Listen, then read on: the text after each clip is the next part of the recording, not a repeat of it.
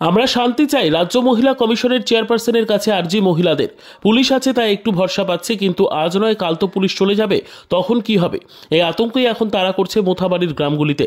পুলিশের ভূমিকা নিয়ে কোনো ক্ষোভ নেই কোনো পক্ষের, তবে একটাই আতঙ্ক, পুলিশ পাহারা উঠে গেলে নতুন করে কিছু হবে না তো? সেই দিনের ঘটনার বিবরণ দিতে গিয়ে শিউরে উঠলেন সবজি বিক্রেতা শঙ্করী মণ্ডল। তার কথায় ৪৩ বছর ধরে মোথাবাড়ি স্ট্যান্ডে সবজি বিক্রি করছি, কোনোদিন এমন ঘটনা দেখি না।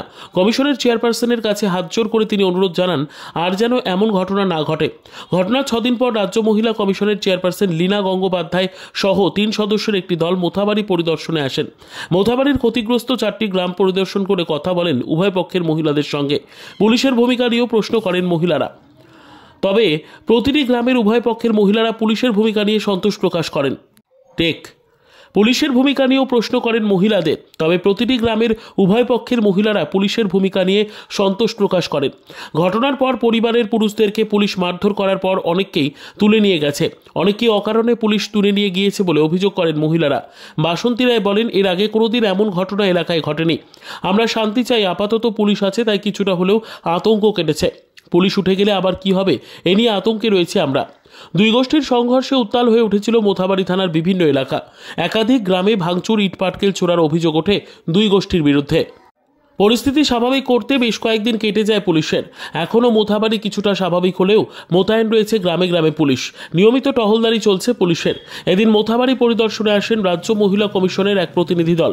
এদিন বিভিন্ন গ্রাম ঘোরার পর মহিলা কমিশনের চেয়ারপারসন লীনা গঙ্গোপাধ্যায় বলেন, গ্রামগুলি ঘুরে যা দেখলাম বর্তমানে পরিস্থিতি স্বাভাবিক রয়েছে, তবে গুজব উস্কানিমূলক কার্যকলাপে এমন ঘটনা ঘটেছে।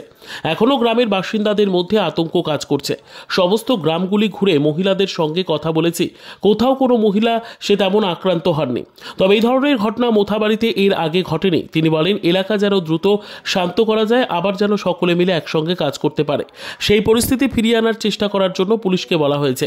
দুপক্ষের মধ্যে যেন সুস্থ সম্পর্ক গড়ে ওঠে সেই দিকটা নজর রাখার জন্য পুলিশকে অনুরোধ করা হয়েছে।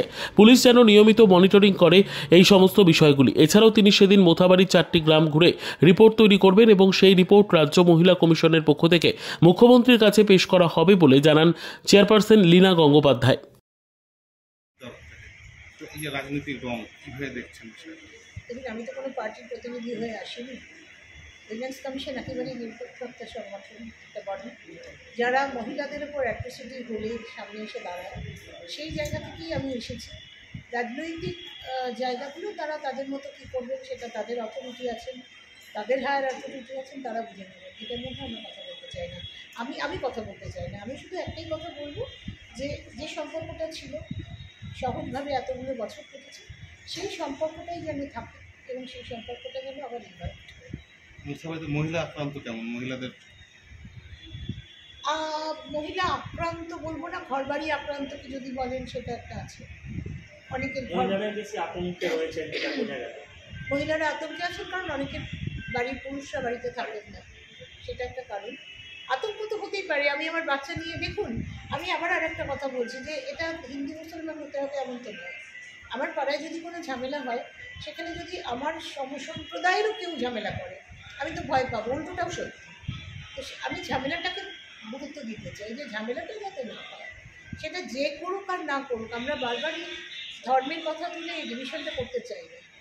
এটা আমার নিজের ব্যক্তিগতভাবেও পছন্দ নয়। মানে যে গণ্ডগোল করে সে গণ্ডগোল করার লোক, সেই জন্যই করেছে। সে যে কোনো ধর্মেরই হতে পারে। আপনি মনে করেন যে সেন্ট্রাল ফোর্স প্রয়োজন আছে ওখানে? আপাতত কিছুদিন যদি পরিস্থিতির কারণে, কারণ এখন সেন্ট্রাল ফোর্স মানে এই 50 কিলোমিটার্সের মধ্যে আসতে পারে বলে, সেটা যখন তাদের আইনগতভাবে মান্যতা আছে সেটা তারা আসতে পারে, বাধা দেওয়ার কিছু না। যদি সকলে মিলে কাজ করে আরও ভালো হয়।